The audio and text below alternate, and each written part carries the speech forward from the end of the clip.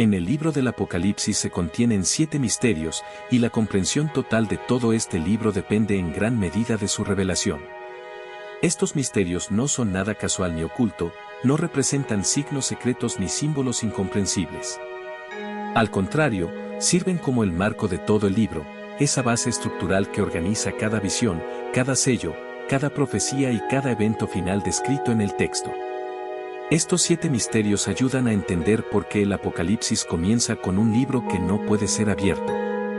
Porque, ante las catástrofes y calamidades más terribles, el autor coloca la imagen de las 7 iglesias en lugar de describir de inmediato los horrores del fin del mundo.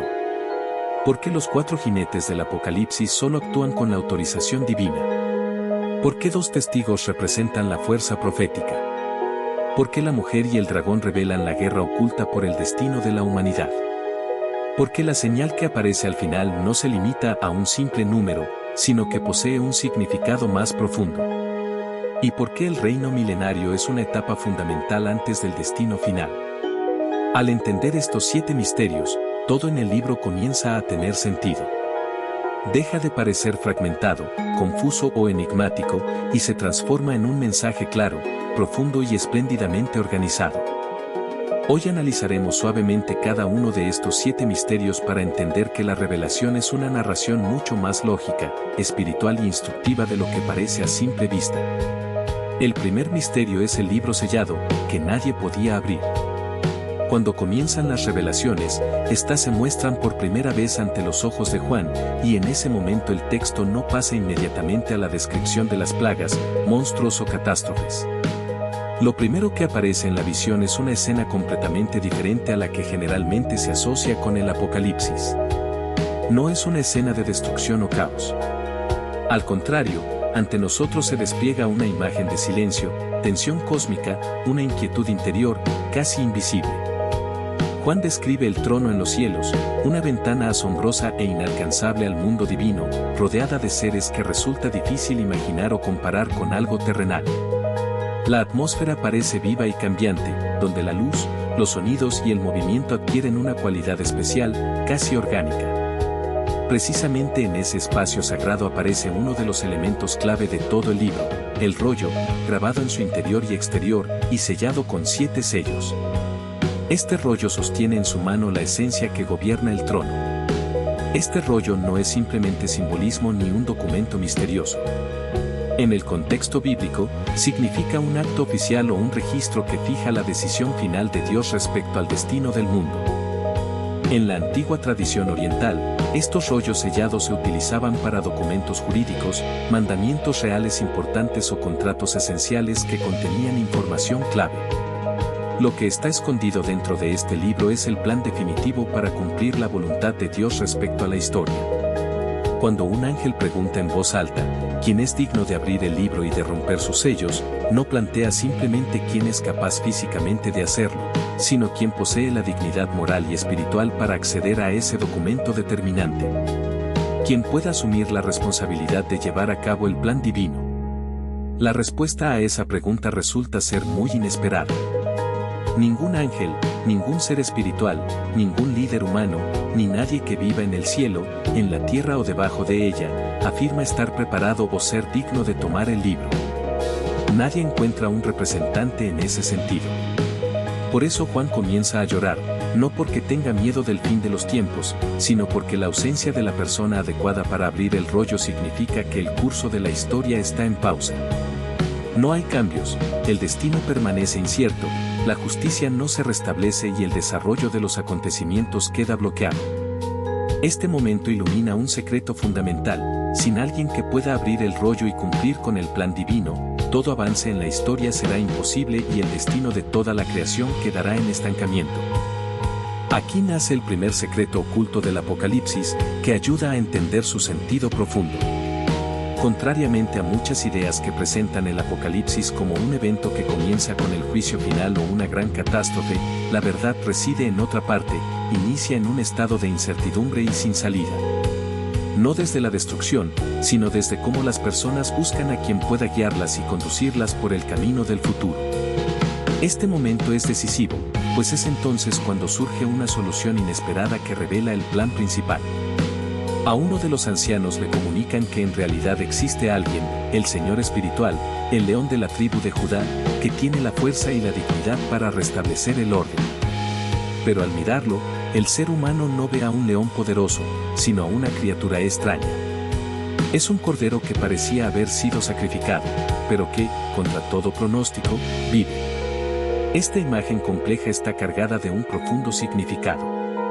El Apocalipsis muestra que la autoridad suprema sobre el destino de la humanidad no pertenece a quien tomó el poder mediante la fuerza o por medios militares, sino a quien ganó a través del sacrificio y la humildad.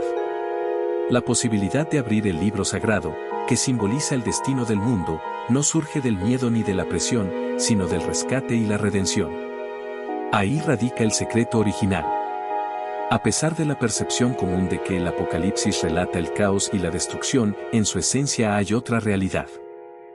El futuro se desarrolla porque alguien fue considerado digno de asumir la responsabilidad por el destino de todo el mundo. Esa dignidad no se construye con fuerza o agresión, sino con cualidades del carácter, la capacidad de sacrificar y las victorias morales. El Cordero, al recibir el libro, se convierte en la base de los eventos posteriores. Él es quien permite abrir los sellos, hacer sonar las trompetas, llevar a cabo el juicio y concluir los eventos. Todo sucede porque este poder ha sido confiado precisamente a él. Este primer secreto revela que no se trata simplemente de una posible caída del mundo, sino de quien será su gobernante. Y es precisamente esta persona la que posee la autoridad legítima para guiar la historia. Ese es el verdadero sentido de toda la línea de acontecimientos. En esto reside el contenido principal del primer misterio oculto. El Apocalipsis no trata sobre el fin del mundo como destrucción, sino sobre quien ocupa el lugar central en la conducción del futuro. Indica que la historia no es una secuencia aleatoria de eventos, sino un plan riguroso. Existe un documento, una intención, un control, y hay un hombre que dirige el desarrollo de los acontecimientos. Este líder no es elegido por la fuerza o amenazas, sino por el valor de sus acciones y su victoria espiritual. En eso consiste el primer secreto del Apocalipsis, su imagen central no es el caos apocalíptico, sino el poder legítimo de aquel que guía al mundo hacia un futuro nuevo. El segundo secreto son las 7 iglesias, que conforman el mapa espiritual del fin de los tiempos. Cuando comienzan los eventos previos al fin, las primeras imágenes que ve Juan no son destrucciones ni catástrofes, sino una serie de mensajes dirigidos a 7 comunidades específicas. En los primeros siglos, estas iglesias realmente existieron en Asia Menor y fueron importantes centros del crecimiento cristiano. Para muchos lectores, estos mensajes se perciben como consejos y advertencias para comunidades locales que enfrentan pruebas, tentaciones o problemas espirituales. Sin embargo, dentro de la estructura literaria del Apocalipsis, estas comunicaciones adquieren un significado especial. Actúan como un arcón espiritual, una especie de mapa que prepara al lector para comprender mejor los eventos principales del libro. Esa es la segunda secreto oculto, los mensajes a las 7 iglesias no son solo consejos o instrucciones, sino la base interpretativa de toda la dramaturgia posterior.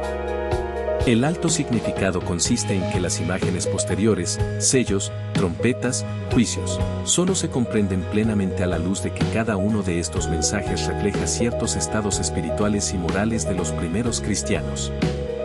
Cada una de las 7 iglesias simboliza una condición espiritual particular de los primeros creyentes: resistencia y paciencia, distracción e indiferencia, sensación de agotamiento, fidelidad y entrega, vulnerabilidad y crisis de fe, resistencia a los enemigos espirituales, así como tiempos de ruptura o crisis espiritual.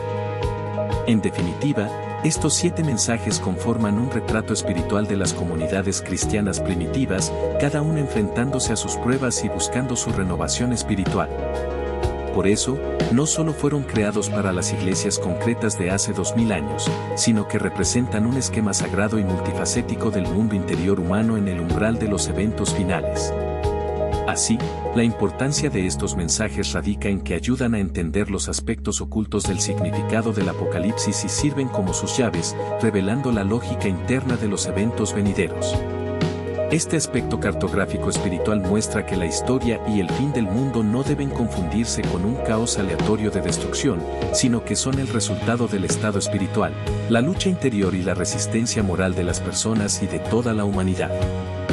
Al final, dos secretos ocultos, revelados a través de imágenes y mensajes, descubren la verdadera naturaleza del Apocalipsis. No es un final en sí mismo, sino una continuación, su inicio legítimo, donde el poder y la autoridad pasan a aquellos capaces de valorar y sacrificar sus valores espirituales más importantes. Sin embargo, al mismo tiempo, estas condiciones están presentadas de manera tan detallada y sustancial que su significado trasciende un periodo histórico específico. En este texto se describen no solo las iglesias concretas mencionadas en el mensaje original, sino también los tipos recurrentes de comunidades espirituales y, en cierto sentido, los estados internos del alma humana, aquellos de quienes, a lo largo de los siglos, han intentado seguir su fe.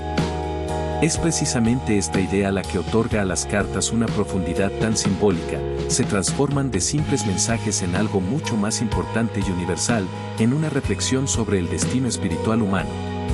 En esto radica el significado clave que las convierte en algo más que simples mensajes locales, un flujo de secretos internos que se revelan a través de los siglos.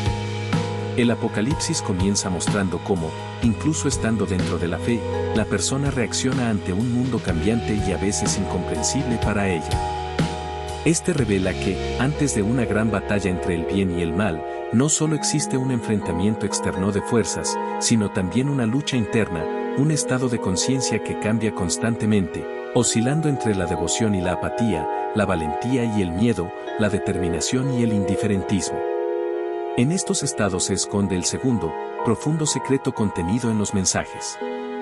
Las 7 iglesias actúan como un diagnóstico espiritual de la humanidad antes de los eventos finales, permitiendo entender no solo su contexto histórico, sino también los diámetros internos de la naturaleza humana. Cada una de estas iglesias representa una actitud espiritual específica que influirá en cómo la persona enfrentará las pruebas futuras, las reacciones a las revelaciones y desafíos que se describen más adelante en el libro. Es importante destacar que la estructura de estas cartas se repite sistemáticamente, creando un ritmo interno y una secuencia. Cada mensaje comienza con la descripción de Cristo, su imagen y características, seguida de una evaluación del estado espiritual actual, luego de una instrucción o llamado a la acción y, finalmente, de una promesa o esperanza.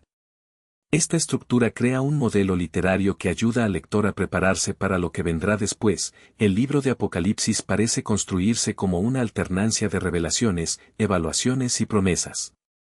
Las imágenes relacionadas con cada descripción de Cristo en las cartas sirven como llaves y guías. En uno de ellos aparece como portador de las 7 estrellas, en otro como guerrero con una espada afilada, y en un tercero como aquel cuyos ojos arden con fuego. Estos símbolos no son aleatorios, regresan continuamente a lo largo del texto y cumplen la función de marcadores visuales que ayudan a entender quién realmente controla la situación, quién está detrás de los eventos visibles, incluso cuando las escenas se llenan de símbolos e imágenes. Por eso, la comprensión concreta de estos mensajes es una tarea de suma importancia. Sentan las bases de la lógica espiritual fundamental para toda la edición posterior del texto. La narración de los acontecimientos no solo trata de los cataclismos externos que están a punto de desplegarse, sino también de la reacción interna del ser humano ante los desafíos del tiempo. Todo el libro puede entenderse como una representación de la trayectoria interna del desarrollo del espíritu humano, dividido en 7 modelos y patrones espirituales diferentes. Cada uno de ellos tiene sus fortalezas, debilidades y soluciones características que influyen en el destino de cada persona. En consecuencia, el segundo, secreto y misterioso significado, radica en que el Apocalipsis no comienza con destrucciones globales y catástrofes externas, comienza con el estado interno de quienes viven en este mundo. Frente a las calamidades inminentes surge la pregunta más importante: ¿de qué manera cada corazón humano, cada alma, se preparará para las pruebas venideras? Las 7 iglesias, en este sentido, no son simplemente puntos de referencia geográfica, sino más bien mapas morales y espirituales que preparan a la persona para entender el desarrollo de los acontecimientos que llevan al fin. Ayudan a comprender los cambios internos, la realidad que los rodea y la preparación del propio alma. Se puede decir que la lección principal del Apocalipsis se reduce a la absoluta necesidad de entender el estado interno del ser humano antes de que llegue el fin. Sin conocer en qué estado espiritual se encuentra una persona, es imposible interpretar adecuadamente lo que le sucede en el nivel externo. El tercer, y crucial, secreto es la imagen de la cuarta de las carrozas y su mecanismo de resolución. Cuando se activan los sellos primarios, las visiones se vuelven más evidentes y ampliamente accesibles para el público general. Comienzan a infiltrarse no solo en círculos de iniciados, sino también en la conciencia masiva, ampliando los límites de las revelaciones secretas y creando las condiciones para que toda la humanidad entienda los eventos venideros. Los 4 jinetes del Apocalipsis aparecieron en el mundo con un fuerte tono simbólico, representando los ciclos de la historia humana que se repiten una y otra vez a lo largo de los siglos. En estas imágenes se contienen significados ancestrales que revelan fenómenos constantes, conquistas, guerra, escasez de recursos y, finalmente, la muerte. Sin embargo, entre ellos destaca especialmente uno de los jinetes, aquel que cabalga en un caballo pálido, relacionado con la idea de la muerte y acompañado en la figura del Señor de Aqueronte. Es este personaje el que introduce una tensión particular en la visión general, ya que su influencia en la percepción del lector resulta especialmente fuerte. Es interesante que en esta simbología exista una capa oculta, a menudo inadvertida, el tercer aspecto secreto del Apocalipsis. No todos piensan que tanto el cuarto jinete como los demás no aparecen de la nada. No actúa por sí mismo, decidiendo por autonomía destruir y traer la muerte. Su actividad sucede bajo un permiso especial, siguiendo un guión determinado. Lo que capta la atención del lector es precisamente ese momento importante en el que, al abrirse las primeras alas, a cada uno de los jinetes, ya sea conquistador, guerrero, hambre o muerte, se le concede algo especial. Una autoridad, una espada, unas balanzas o un permiso. Ninguno de ellos aparece en el mundo con una autosuficiencia absoluta o hostilidad, dirigidos únicamente a la destrucción. Todas sus acciones están estrictamente limitadas, se les asignan límites y se ejerce control sobre ellos. Esta idea se hace especialmente clara en relación con el cuarto jinete. No se le describe como una fuerza autónoma que extiende sin causa el caos y la muerte. Tiene ciertas atribuciones, las controla dentro de un territorio específico de la Tierra, en un círculo delimitado que se supervisa estrictamente. Este detalle cambia radicalmente la percepción habitual de la figura. El jinete pálido no simboliza un caos sin reglas, una destrucción impredecible e incontrolable. Más bien, personifica esa fragilidad de la vida que acompaña al ser humano a lo largo de toda su historia. Las enfermedades eternas, las muertes súbitas, las crisis sociales y los cataclismos, no son eventos fortuitos, sino recordatorios de la inestabilidad del mundo. Pero hay que entender, esa inestabilidad, esa vulnerabilidad, no constituyen una fuerza autónoma. Está limitada, subordinada a un plan específico, ya impreso en el libro como parte intrínseca del destino de la humanidad. Esta comprensión cambia la visión habitual del relato. Muchos interpretan la figura de los jinetes como manifestación de fuerzas que actúan por sí mismas o como alguna fuerza cósmica que escapa al control humano. Pero este enfoque es incorrecto. En el texto se enfatiza claramente que cada jinete aparece solo después de que se rompe la fuerza contenedora, la sil. Es decir, su encarnación y actividad dependen directamente de los eventos que suceden en el trono celestial y no en la tierra. Lo más sorprendente es que la trama no se reduce a que los jinetes sean manifestaciones autónomas de destrucción. No se mueven por voluntad propia para destruir sin restricciones. Sus acciones son solo consecuencias y manifestaciones de lo que sucede en un nivel superior, en el trono de Dios. Esta idea simple, pero a la vez profunda, revela un aspecto importante: los jinetes no son protagonistas activos de un apocalipsis autónomo, sino más bien producto de un plan divino ya determinado. La imagen relacionada con el caballo pálido y su jinete puede interpretarse así: no es el comienzo de algo nuevo, de olas inesperadas de destrucción, sino la intensificación y manifestación de procesos que ya existen. En ese sentido, la muerte y la destrucción vinculadas a esta imagen no constituyen algo fuera de control o un mal absoluto. En su núcleo, reflejan la dinámica interior del destino humano y de los cataclismos históricos que siempre han acompañado a la humanidad. El Apocalipsis no representa una amenaza repentina ni fuerzas desconocidas que entraron en juego sin aviso. Muestra una realidad espiritual interna que subyace en todas las crisis pasadas y presentes. Otra parte importante es la figura de Hades, gobernante del inframundo, que sigue al jinete de la muerte. Aquí hay una característica particular. En los textos no se indica que Hades sea igual o tenga el mismo nivel de poder que el propio jinete, no representa una fuerza independiente que lucha por el control, sino que actúa como reflejo de una consecuencia secundaria natural. Acompaña a su Señor, simbolizando precisamente aquellas consecuencias que inevitablemente surgen después de las acciones de la muerte. Esta imagen muestra que la muerte no es una entidad absoluta, sino una manifestación de ciertas leyes incorporadas en la estructura de la historia. Ella actúa dentro de los marcos ya establecidos, que fueron definidos en el libro y predestinados por el destino. Al final, podemos decir que el sentido de este tercer carácter, que a simple vista parecía ser el más enigmático, no reside en la manifestación externa del jinete, sino en su esencia interna. No encarna la idea de un mal absoluto, atemporal.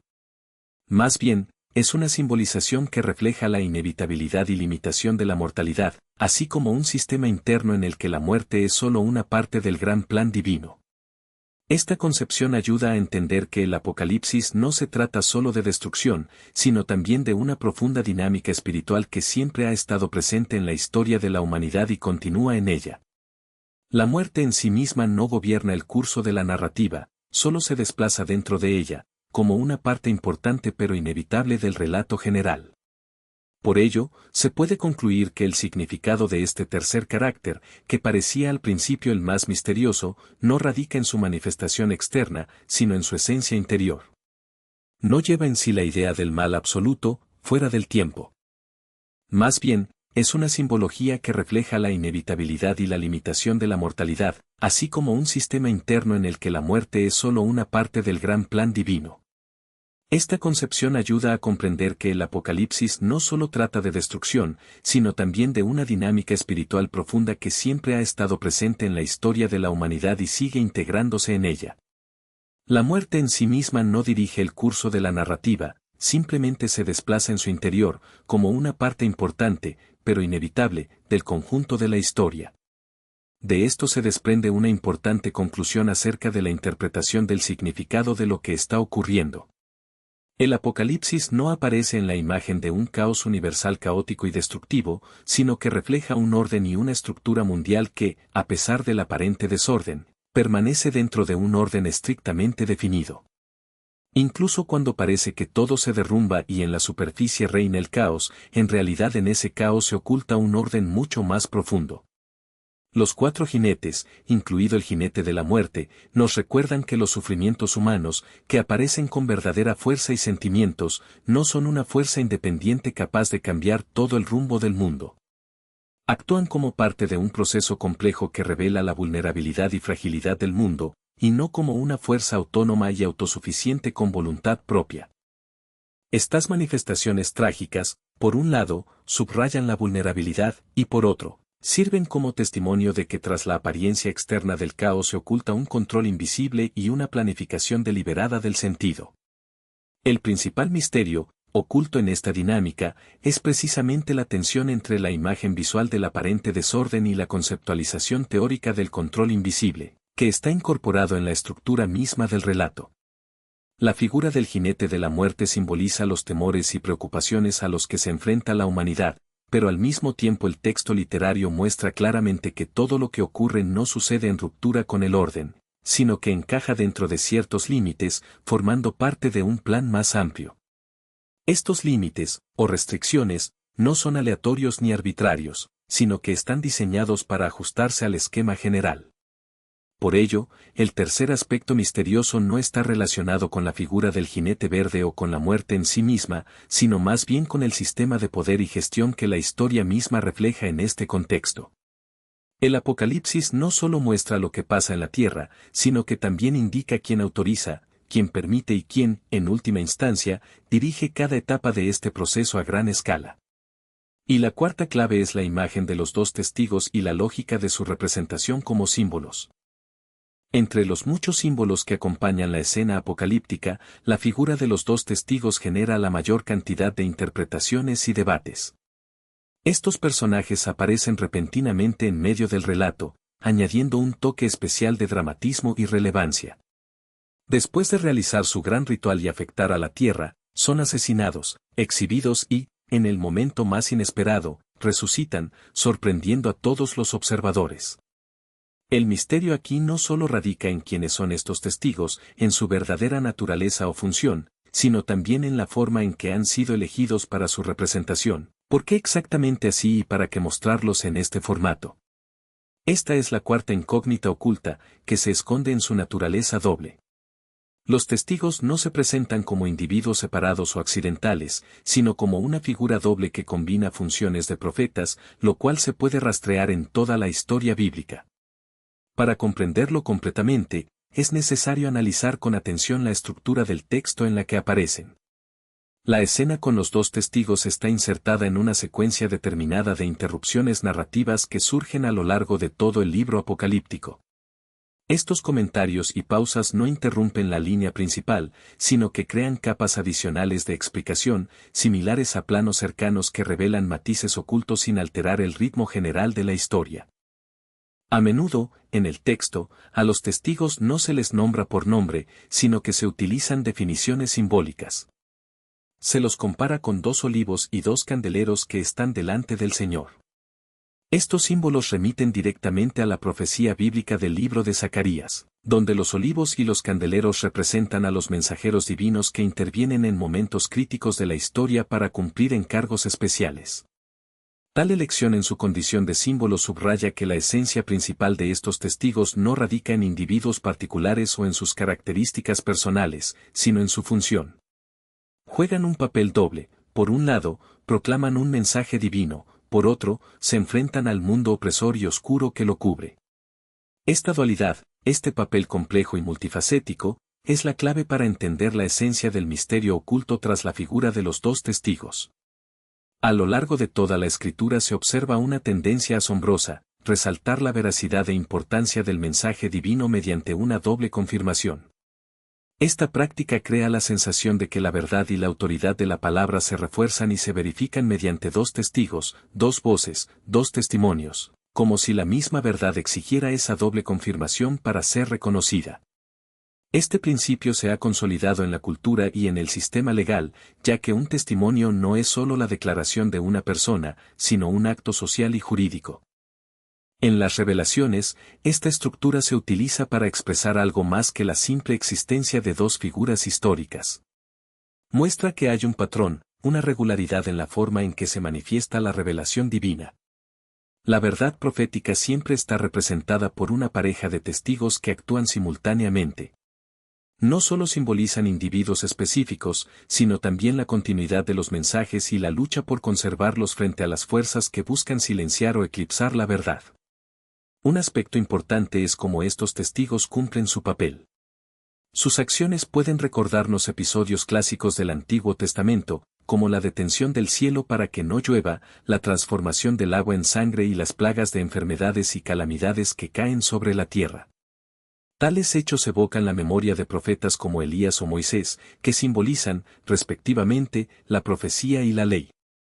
Sin embargo, es crucial destacar que los testigos no mueren literalmente por esos héroes específicos. En un sentido más profundo, personifican arquetipos de esas funciones, quienes advierten, enfrentan y muestran la justicia en un sistema capaz de oprimir o ignorar el mensaje divino. La muerte de estos testigos adquiere una carga simbólica especial. La exhibición pública de sus cuerpos y la celebración de sus enemigos son un simbolismo de la derrota temporal de la voz profética en un mundo que suele atravesar periodos de crisis, persecución y eclipse espiritual. Sin embargo, su resurgimiento y ascensión no solo representan victoria, sino también un signo del resurgir del poder espiritual que parecía perdido. Se puede decir que en esta historia hay un significado profundo: aunque el mensaje pueda ser reprimido o silenciado temporalmente, jamás desaparece por completo. Ese ciclo, acción, muerte, silencio y resurgimiento, refleja la lógica interna del libro. El poder del mundo parece tener una autoridad omnipotente, pero esa autoridad es solo temporal. La presencia de los dos testigos sirve como un recordatorio constante de la fragilidad eterna de las fuerzas humanas ante la verdad divina. Por lo tanto, el cuarto secreto del Apocalipsis no busca determinar quiénes exactamente son estos testigos, qué biografías poseen o a quiénes pertenecen. Lo más importante es cómo cumplen su función profética, manifestándose a través de toda la estructura de la revelación. Ellos representan la continuidad de las fuerzas espirituales e históricas, su testimonio es una verdad doble que atraviesa generaciones y se renueva cada vez que el mensaje necesita ser confirmado. En esto radica la esencia, no se trata de descubrir su identidad exacta, sino de percibir lo que simbolizan, la forma en que se manifiesta la voluntad divina en dualidad con la fuerza que enfrenta resistencia, y en que incluso después de una aparente derrota, regresan una y otra vez. El quinto secreto, relacionado con la imagen del dragón y la mujer, muestra una lucha que comienza no en la tierra. En aquel capítulo donde aparece por primera vez la imagen del dragón persiguiendo a la mujer, ocurre un evento simbólico a gran escala, ligado a una de las escenas más profundas y enigmáticas del Apocalipsis. Esta escena se aparta radicalmente de la secuencia de los acontecimientos anteriores, creando la sensación de que nos sumergimos en otra capa de realidad.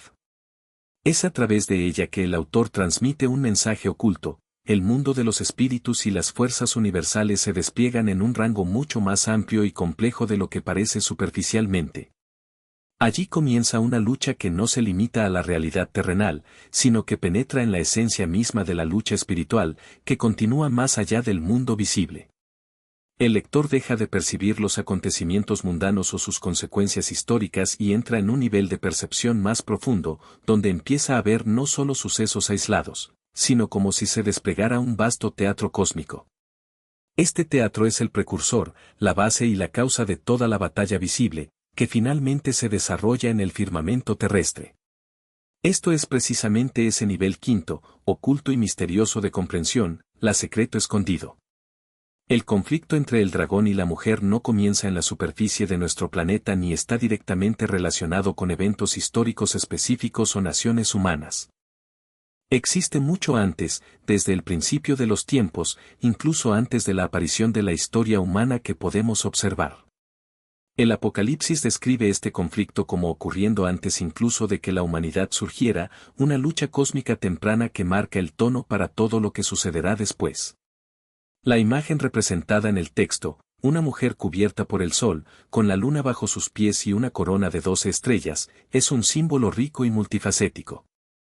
Está construido con elementos familiares y conocidos por nosotros a partir de las escrituras, luz, estrellas, simbolismo de linaje y maternidad.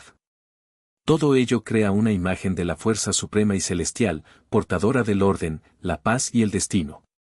La mujer no es una figura débil o vulnerable, sino más bien la personificación del orden cósmico, la armonía y la línea eterna destinada a continuar. En oposición a ella se presenta la imagen del dragón rojo con múltiples cabezas y cuernos. Este dragón simboliza las fuerzas acumuladas que concentran poder y se oponen al orden. Su múltiple cabeza y cuernos indican la complejidad y la fuerza de la fuerza opuesta que busca destruir los cimientos establecidos. Sin embargo, la imagen visual es solo una parte de la estructura. Detrás de ella se encuentra un profundo nivel teológico, en el que se inscribe un sistema espiritual y literario especial. En la primera etapa, es importante destacar el papel de la mujer. Ella no es representada como una víctima indefensa, sino como la encarnación de la autoridad cósmica y del poder supremo. Sus símbolos son signos de orden, estabilidad y unión con la voluntad superior del universo. El sol, la luna y las estrellas no son simples objetos astronómicos, sino símbolos de ciclos continuos, movimientos regulares y estabilidad. Hablan del mantenimiento del orden establecido en el mundo. En contraste, el dragón simboliza la ruptura, la inestabilidad y el ataque agresivo, una fuerza temible que intenta destruir ese orden. La figura sufriente que se describe en el texto no es resultado de ninguna política terrestre o lucha histórica específica. No se trata de imperios concretos o reinos humanos. La escena se sitúa a nivel cósmico, donde en lugar de eventos en la Tierra, vemos un conflicto universal entre la fuerza de la luz y la fuerza de la oscuridad. La mujer representa una descendencia elegida y duradera, una estirpe que la fuerza suprema selecciona y preserva. El dragón es una fuerza que siempre ha buscado detener este flujo continuo de vida y patrimonio histórico. Se puede decir que el Apocalipsis nos muestra que los acontecimientos en la Tierra son solo la superficie de una lucha más antigua y más profunda, oculta tras el mundo visible. Esta batalla es el verdadero sentido central, el contenido secreto y primordial. Este conflicto es la clave de todo el libro apocalíptico. En él se subraya que la lucha entre el bien y el mal no se limita a los últimos días o a las batallas finales, sino que existe como parte integral de toda la historia humana, como un proceso largo y continuo. Este proceso no es simplemente una lucha contra fuerzas externas, sino que refleja una lucha interna espiritual que ocurre a un nivel más profundo. Otro aspecto importante es cómo el dragón intenta impedir el nacimiento del hijo que la mujer debe dar a luz. Este hijo no es simplemente una figura de los mitos, sino un símbolo del liderazgo futuro, la gestión decisiva y el poder destinado a restablecer la justicia y el orden en el mundo. En el texto no se especifica quién es exactamente ese hijo, puede ser una alusión al Mesías u otro héroe mesiánico. El autor utiliza un lenguaje que recuerda los salmos, profecías y citas relacionadas con las promesas de un gran gobernante que vendrá y establecerá el orden divino.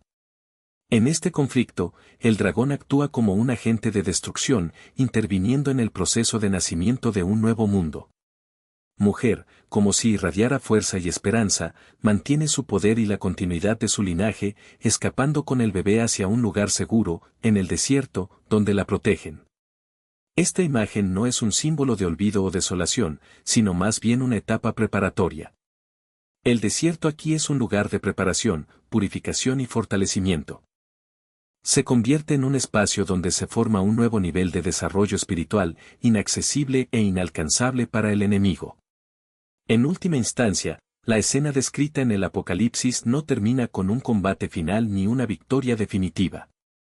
En cambio, presenta una especie de panorama general donde se desenvuelve una lucha interminable de fuerzas, acompañada de cambios en las amenazas y los rescates.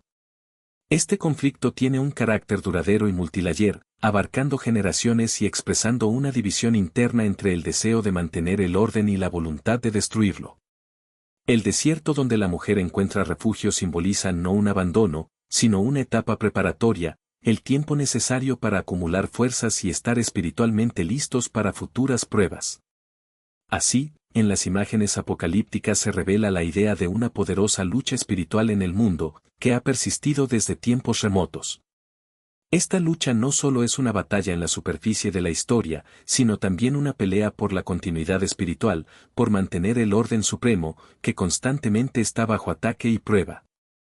Y, en última instancia, toda esta lucha no es simplemente una batalla entre el bien y el mal, es una lucha por el futuro, por la luz y la esperanza, por la continuidad de aquello que une a las generaciones y da sentido al mundo.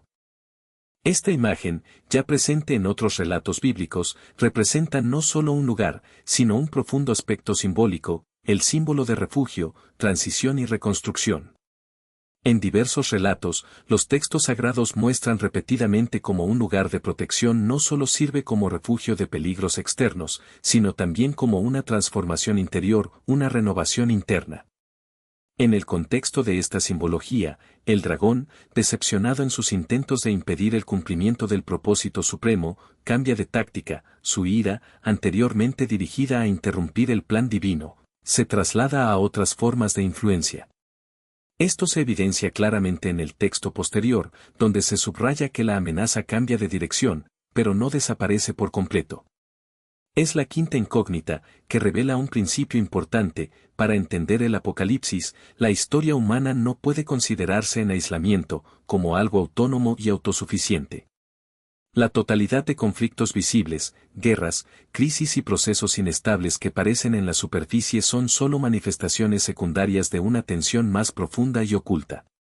Según el autor, esta tensión interna remite a una realidad espiritual que existía incluso antes de la era humana, antes del surgimiento del tiempo y la materia. La figura femenina, que en el texto no solo es un personaje, sino que lleva un significado simbólico, es una conexión indisoluble en esta concepción. Ella encarna la continuidad de la promesa divina, que se mantiene a pesar de todo, y el dragón simboliza la resistencia constante, los intentos de romper ese hilo y destruir la afinidad entre el pasado y el futuro. En esta escena no son tan importantes los personajes individuales como las estructuras simbólicas que explican el trasfondo del resto de la tradición apocalíptica. La imposibilidad principal de ocultar consiste en un cambio en la percepción. El lector, al comprender más profundamente el contenido, deja de limitarse a ser un simple observador de los acontecimientos del mundo y se da cuenta de que, detrás de todo, existe una línea narrativa más amplia, invisible a simple vista.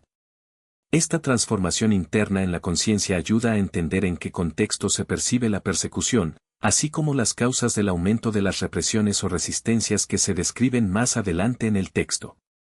Gracias a esta quinta luminaria, se revela la clave para interpretar todas las tensiones que surgen en el resto del libro. Así, el Apocalipsis deja de ser solo una predicción del futuro y se convierte en un espejo del presente, en un reflejo del conflicto que existía mucho antes de que se establecieran los límites temporales, una lucha de fuerzas espirituales que precede a la historia y vive dentro de ella. Pasamos a la sexta enigma, relacionada con la llamada marca, que no se percibe simplemente como un signo o símbolo. Entre las numerosas imágenes y símbolos que aparecen en el texto apocalíptico, la figura de la marca se ha convertido en una de las más debatidas, generando infinitas hipótesis, teorías y conjeturas en la actualidad. De vez en cuando surgían reflexiones sobre su forma, sus cifras o gestos, pero, tras un análisis más profundo del texto literario, queda claro que la esencia de este enigma no reside en la naturaleza material o técnica del signo, sino en su función dentro de la estructura narrativa. Esta sexta enigmática marca revela que no necesariamente es una marca tecnológica o un sello, sino más bien un mecanismo interno de pertenencia y reconocimiento interno. En el texto del Apocalipsis aparecen constantemente dos bandos opuestos, los que pertenecen al Cordero y los que sirven a la bestia. La división entre ambos no se basa en características materiales o atributos externos, sino en criterios simbólicos profundos, en signos de una idea interna y pertenencia espiritual.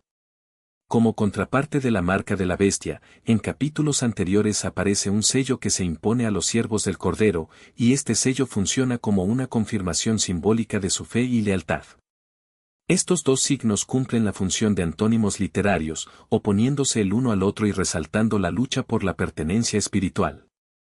El autor señala que la marca no aparece como un objeto aleatorio o aislado, sino que es una respuesta, un reflejo y, en cierto sentido, un análogo a la divina marca, la marca de Dios.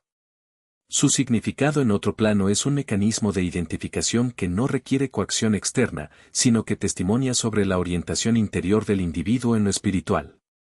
Esta marca, en esencia, no representa un control externo ni un símbolo de sometimiento, sino que funciona como una manifestación de una incorporación interna obligatoria, una posición interna del individuo. Otro aspecto importante es que esta marca se describe estrictamente en dos lugares, en la frente y en la mano, lo que indica una cierta corrección literaria y simbólica en esta elección. No es una imagen aleatoria, está cuidadosamente pensada y cumple una función concreta, permitiendo comprender de manera más sutil la estructura interna del conflicto entre el bien y el mal, entre la fe y la traición. En la tradición bíblica, la frente y la mano poseen un profundo significado simbólico, representando, respectivamente, el pensamiento y la acción, la mente y la realización práctica. La idea es que no se trata simplemente de manifestaciones externas, sino de un completo acuerdo interior y exterior con un sistema de valores que se opone a la voluntad divina. Es por eso que esta marca ocupa un lugar especial en el contexto del Apocalipsis, en su estructura simbólica. Al igual que las marcas divinas testimonian protección y pertenencia a Dios, así como confianza en una fuerza superior, es decir, protección contra el mal y unión espiritual. La contraparte de esto es una señal que suscita asociaciones con subordinación, control y presión externa. Representa la conexión con un poder que gobierna, impone su voluntad y regula el comportamiento en los ámbitos social y económico. Por ejemplo, en este contexto, las relaciones con la actividad comercial no se perciben simplemente como un instrumento de control tecnológico, sino más bien como un mecanismo de exclusión social. Según el texto, quienes no llevan esta marca enfrentan restricciones en su vida económica, lo que implica que la misma marca no es solo un símbolo, sino también una condición para participar en un sistema en el que, para sobrevivir, obtener privilegios y protección, es necesario mostrar lealtad a cierto poder. La mención del número relacionado con la persona, así como el cálculo de esta marca, a menudo contienen un significado literal. Sin embargo, en el contexto literario del Apocalipsis, el número cumple la función de símbolo de imperfección, incompletitud o imitación del poder. Es un intento de acercarse a una autoridad auténtica, pero sin llegar a alcanzarla plenamente.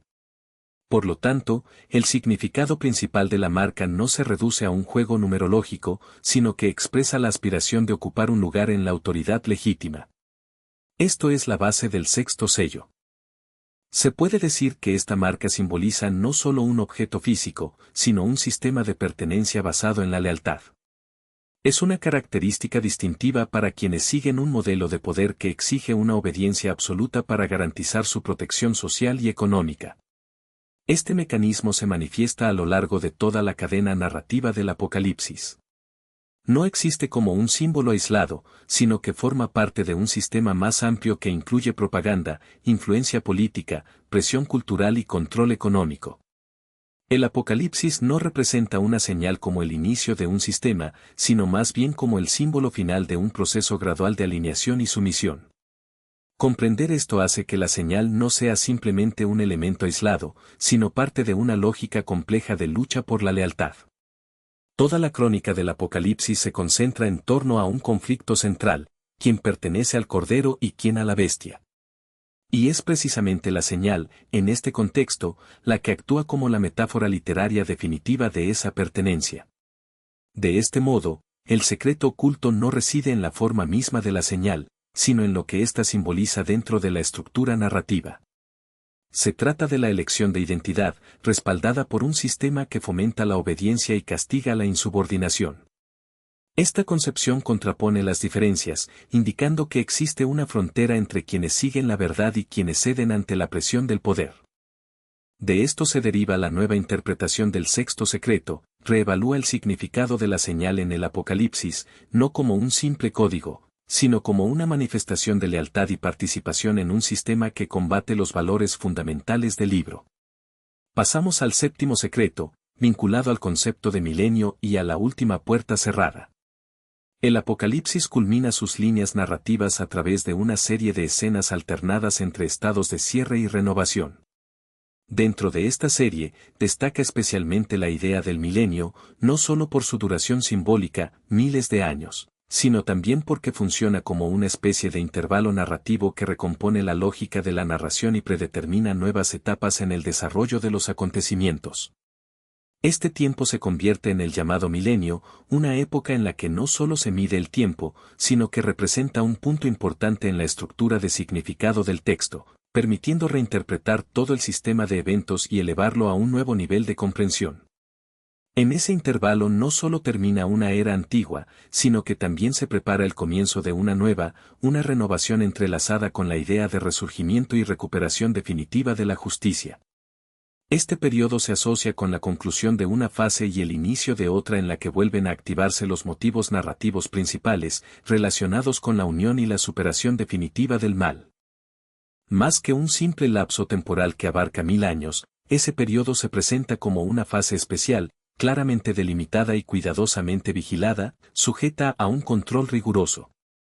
Esa es precisamente la razón por la que se puede considerar esta fase como el séptimo secreto, oculto tras las capas evidentes de los eventos. El milenio no es el final de la narración, ni la conclusión definitiva de la historia, más bien, es una etapa preparatoria, una compleja preparación para el momento decisivo en que el destino del mal será finalmente decidido. El texto subraya que, tras una serie de eventos de gran magnitud y significado, ocurre un fenómeno inusual, una especie de arresto temporal, la captura del dragón, símbolo del mal. Este arresto no puede considerarse casual ni duradero, solo sirve como una etapa intermedia en la lucha entre el bien y el mal. La característica de este periodo radica en su marco limitado, un tiempo claramente definido de inicio y fin, destinados a crear una pausa en la actividad maligna de las fuerzas oscuras. Este receso a corto plazo sirve como un punto de contraste importante, ya que su significado consiste en dar un buen comienzo a una nueva era en la que el mal queda temporalmente desplazado, o, al menos, su influencia se limita al máximo. La cuestión que surge en relación con esta pausa es muy importante: ¿qué ocurre cuando el mal queda temporalmente sin la capacidad de influir en el mundo? En este punto, la literatura apocalíptica encuentra su respuesta, que consiste en un periodo que funciona como una fase preparatoria para una evaluación más global. Durante este tiempo se presta especial atención a las cuestiones de restauración del orden y la justicia. El poder y los que detentan el poder adquieren sus tronos, el poder pasa de unos a otros, y como resultado surge un sistema de gobierno que posee características de justicia y honestidad. Esta etapa sirve como un contrapunto a los primeros sistemas, construidos sobre la represión, la opresión y la corrupción. Sin embargo, un aspecto importante, frecuentemente ignorado, es el siguiente: el milenio no puede erradicar completamente el mal. Solo impone restricciones a su expansión, crea marcos temporales en los cuales el mal no puede actuar libremente. Esta pausa temporal en las actividades de las fuerzas malignas funciona como un escenario preparatorio para eventos más profundos y fatales. Crea la base para una solución más amplia y definitiva, la evaluación de la verdadera naturaleza del mal y su resistencia a largo plazo. En esto reside la esencia del secreto. El periodo del milenio demuestra justamente que, incluso después de un periodo de orden, justicia y bienestar externo, permanece la necesidad de tomar una decisión moral. Esto subraya que el mal no desaparece por sí solo, simplemente detiene su actividad, pero no desaparece completamente. En esta etapa ocurre un evento crucial: la liberación del dragón. La importancia de este momento no radica en que su fuerza se vuelva repentinamente necesaria o en que el caos vuelva por accidente. Al contrario, la liberación representa la fase final de una evaluación muy clara de la situación.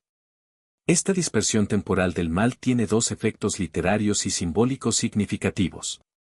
Primero, crea una diferencia definitiva entre el orden externo, aparente, y el estado interno, verdadero, de las almas y las creencias. En segundo lugar, este momento revela la verdadera naturaleza del mal, ya que el mal vuelve a actuar inmediatamente al eliminarse las restricciones, y esto sucede en un instante. De este modo, el Apocalipsis nos muestra que el mal no es solo resultado de condiciones externas o circunstancias fortuitas, sino un aspecto interno que mantiene su carácter inherente incluso después de periodos de orden establecido. En esta etapa, nos acercamos a la última sentencia, que, sin embargo, no es un evento repentino o arbitrario. Es la conclusión lógica de todo el escenario, el resultado de pasos y eventos consecutivos. En el texto se muestra de manera progresiva la influencia del mal en la humanidad, se manifiesta a nivel espiritual, revela su naturaleza opuesta, se detiene en sus acciones durante el milenio y, finalmente, revela sus verdaderas intenciones después de la liberación. El acorde que sigue a esto no se percibe como una intervención fortuita, sino más bien como un resultado natural y orgánico de toda la evolución histórica y espiritual. Por lo tanto, el periodo del milenio no es la cúspide del Apocalipsis, sino su etapa preparatoria. Sirve como una especie de frontera intermedia entre los eventos históricos y el estado final del cosmos. Esta etapa actúa como una transición de tipo portero, a través de la cual debe pasar el mal para ser vencido y eliminado definitivamente. El dragón se libera, actúa y, finalmente, es destruido para siempre, lo que simboliza la destrucción definitiva de su influencia. Después de esto llega lo que en el texto se llama un nuevo cielo y una nueva tierra, una etapa sin posibilidad de retorno ni de un reinicio, que cierra un ciclo de eventos y abre una nueva página de existencia que no contempla reinicios futuros. La siguiente, séptima, secreto revela un aspecto importante que trasciende la simple comprensión de los marcos cronológicos del periodo milenario. Muestra que no se trata solo de una línea de tiempo, sino más bien de la estructura del relato y de la lógica interna del desarrollo de los acontecimientos. En este contexto queda claro que el mal no desaparece automáticamente al instaurar órdenes o reglas externas, estas solo crean una ilusión de control. Pero incluso en condiciones que parecen estables, ya sea políticamente o socialmente, persiste una tensión interna que requiere una resolución final y sin condiciones. Esta idea lleva a pensar que el Apocalipsis consta de varias capas. Primero, viene la explicación, luego, el enfrentamiento directo de las fuerzas, después, la restricción del mal y la prueba de la fe, y, finalmente, la conclusión de la historia.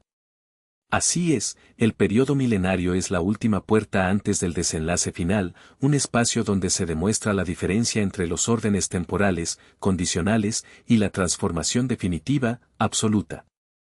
Antes del acto final, el Apocalipsis prepara el escenario para la última escena donde el mal ya no solo es insoportable ni simplemente prohibido, debe ser completamente erradicado. Ese momento se convierte en la culminación, cuando la historia pasa de un estado de lucha y cambios a un estado estable de reino eterno.